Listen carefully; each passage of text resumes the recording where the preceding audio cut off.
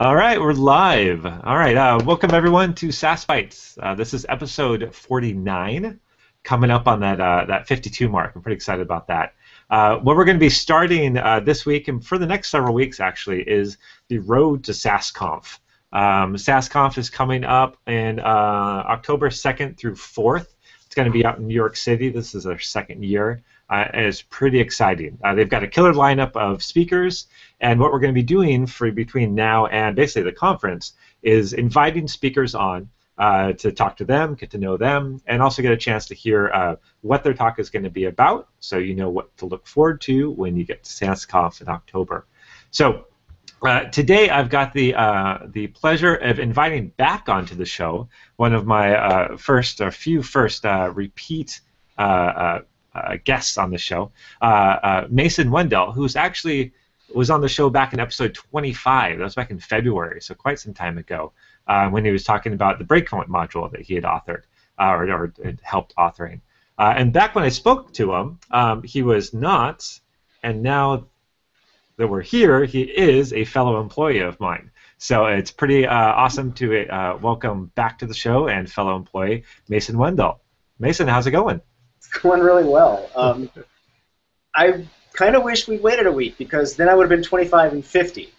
That would have been, just, numerologically kind of cool. So, well, say that 5 times fast. I didn't even get it right the first time.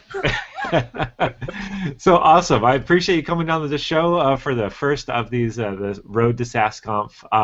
So one of the things that's great to have you on as the first guest is that this is the second year of Sass Conf, and 2013 was really a banner year. It was the first major Sass conference that brought together, all the major players and a lot of the major people within the community.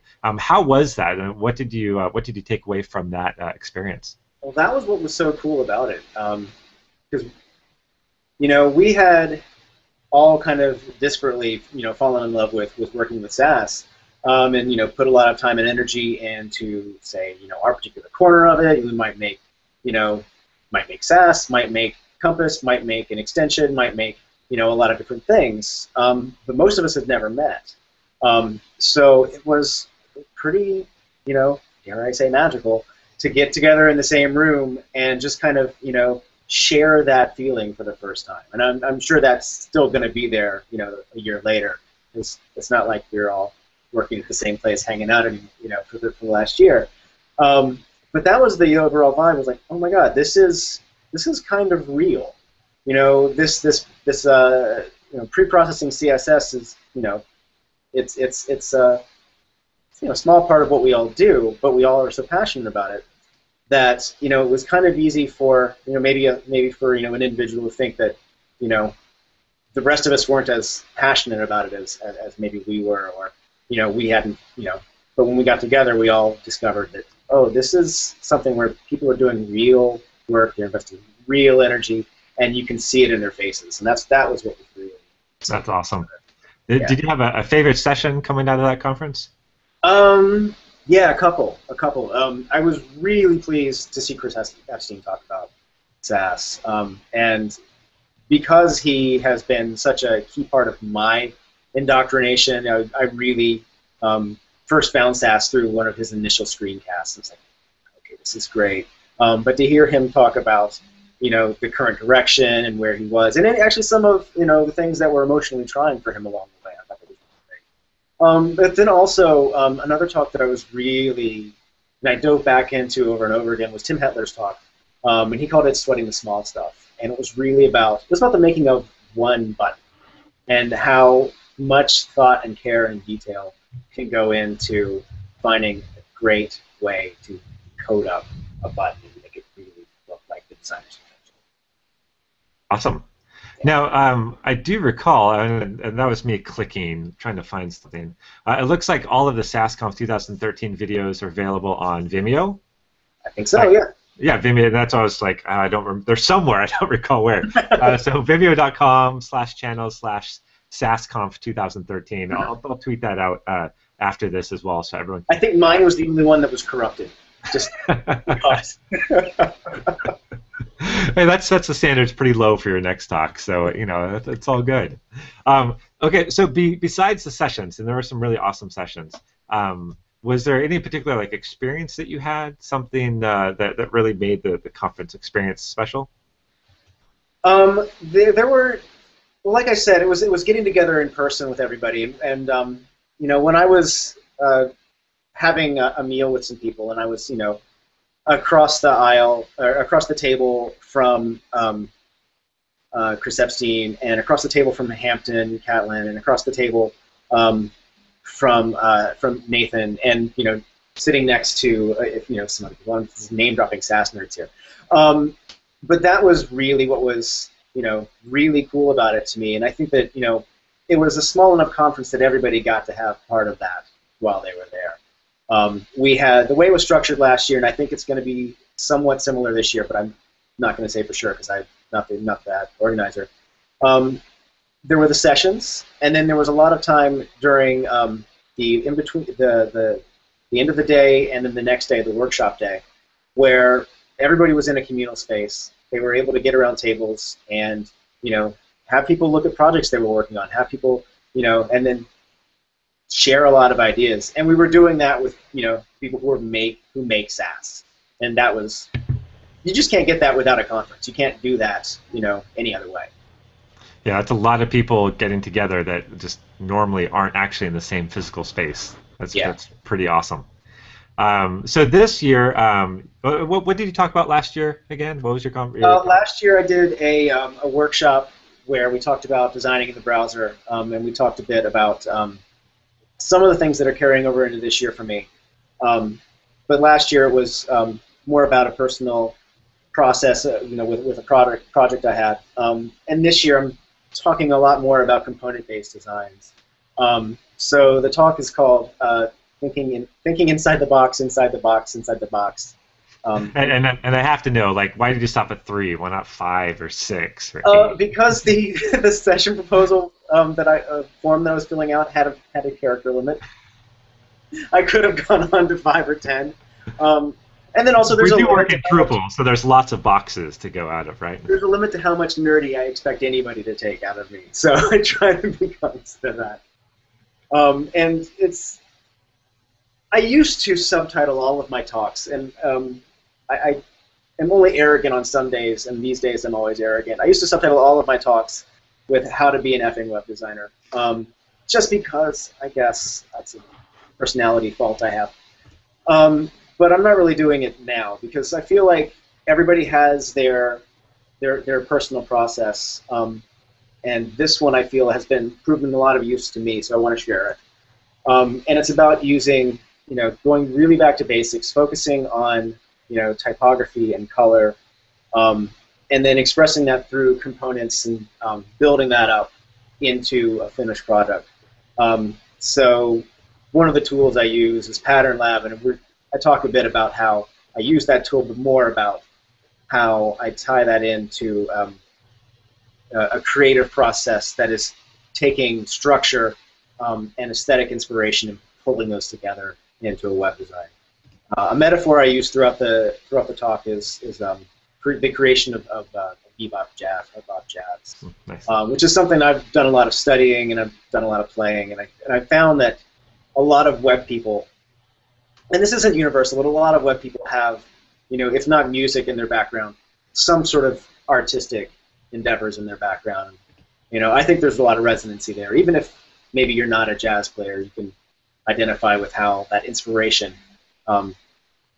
gets banged together with a lot of structure and a lot of effort and a lot of craft to create these web products that we work on. Nice. So would you call this talk more of a design talk or more of a development talk, or kind of a bridge between the two? It's definitely a bridge, but it's more of a design talk than a development talk. I've done some talking for the past 5 or 6 years, and I try to go back and forth with, I get really deep into a development topic one year and then feel like I've overkilled that part of my brain, and I want to talk more about inspiration and creativity and craft. So this year is definitely about the art side of things. You have swung that direction. Yes. It's good to have it back in that side. This year I'm designer. Fortunately, that handle is already taken, so you just have to stick with what you had. Oh well. So besides just your talk, there's obviously going to be a lot more going on. We're going to be highlighting several of the speakers throughout these next couple of weeks. What else are you looking forward to in this conference? Obviously, seeing everyone again, but anything particular, or any particular person, or anything like that? I'm really excited for a few things. We've got Tab Atkins coming to give a keynote, and Tab is awesome. I don't know the title. I have a couple of ideas of what the topic is going to be, but I'm really excited to hear what he's got to say, how he feels that what we do in Sass, is going to, translate into future standards or whatever it's going to be. I'm really excited to hear that. And there's one of the things that I think is really cool about this year versus last year is that, me excluded, I guess, they're all new speakers. They're all people that I don't know. And their biographies and their write-ups look really cool. I'm really excited to hear, kind of all of these kind of new voices and, hear their take, hear their perspective, and get into that. And then also we've got workshops are structured a little bit differently this year. We've got longer sessions for workshops. And so, in particular, we've got Elise Holliday and Gina Bolton giving a refactoring workshop, and I have met the both of them, and so I'm really keen to see what they do in terms of the workshop. I'm really excited for those. Yeah, they're going to be on. I think in 2 weeks we've got them scheduled both to come on to one show, so we'll get a little bit of a preview of the workshop that they're going to be doing. And one other difference I've seen is that it looks like this year is going to be 3 days, the 2nd, 3rd, and 4th. I think last year was just over the weekend. Yeah. So it sounds like there's just going to be more time for everything. Yeah. Which is very awesome. And the last thing, still solidifying some of the schedule, so I can't say what it's going to be, but we do have more time, I think, this year. Excellent. And the last thing we've got to know is you're going back to New York. New York is a huge foodie town. What's the one restaurant that you're like, oh, I've got to go back to such and such and eat? Ooh, yeah, there's a lot. Yeah, you know what? In the neighborhood, there's a place that I've been to a couple of times called Ditch Plains. I don't know, it's like 4 blocks away, 5 blocks away. I will be happy to go there with anybody. They do a great brunch, but the thing I go for is the hot dogs, and they put them on the fries, and then they put either chili or mac and cheese on the dogs themselves. Nice. And you can order both. So totally okay. They don't look at you funny. It's worth it. What's it called again? Ditch Plain.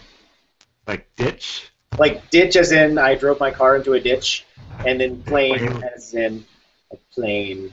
Wow, okay. Yeah. Oh, there's NYC. All right. I'll post a link to that one so anyone going can make sure they can get their ditch planes on. It's such a weird name. I know. Well, hey, I think they started it in Brooklyn. Yeah. Those Brooklyn guys, what can you say?